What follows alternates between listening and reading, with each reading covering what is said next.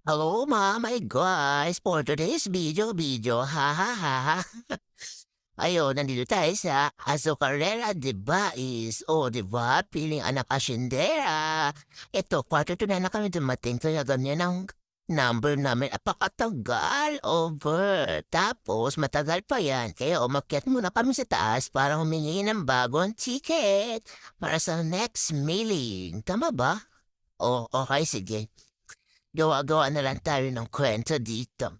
Ayan, matagal kami nag-usap nung nasa window dahil Bisaya shopping guard, hindi ko masyado naintindihan nag-loading ang aking utak. Yung may tinatanong siya, iba'y nasagot ko. Ah, ha, ha, ha, ha, ha, ha. O diba, siya nga, baba. O ayan, ang dami niyang tanong. Ay naku, malay ko ba dito kasi nga first time ko, di ba, napag-utusan lang naman tayo. So dapat na ba ako masanay sa ganitong buhay? Oh my God, ako naman tagapagmana ng asyendera? Asyendera? Ng asyenda? Ah, ha, ha, ha, ha. After 1, 2, 3, 4, 5 minutes, ayan na, nakakuha na ako, o diba?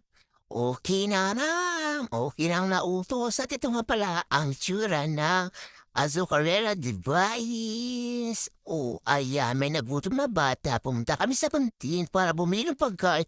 Oh, cheers! Cup noodles! Kain tayo!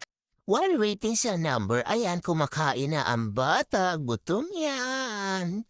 Tapos, after niya natapos ng first step, nagugutom na naman daw siya, kakain na naman. Ayan, kumakain na naman siya. Oh my God, pagkatapos, ang tagal pa din, ang layo pa din ang number. Pagbalik namin, gano'n ba katagal to? Nasa 400 plus na naman yung number namin for the second step. O kaya, selfie-selfie muna. Pinagagawa namin, oo, nagpapakit kang mainday. Wala naman kasing magawa doon habang nag-aantay ka. Kundi nakatunganga, ano na lang gagawin, di mag-selfie-selfie, magpa-cute kahit hindi naman cute. Okay ba?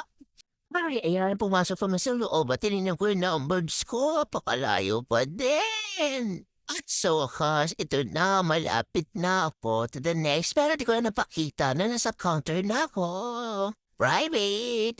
At ayun na nga, pabalik na kami sa bais, tapos na kami sa aming pinaprocess at may bata na naman ng gutom kaya kumakain na naman kami dito sa mga inasal. Ay nako, gutom na gutom ang batang ere, ang daming in-order, aba dinaig pa ako siya anti-rice pa ako, hindi. Di kunyari, diet.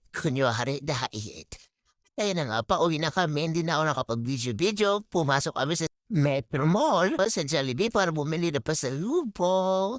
Then, ayan na, ito ang view pag pauwi namin. Then, dito na nagtatapos ang aking kwento-kwento, feeling asyendera. Ha ha ha ha ha ha ha ha.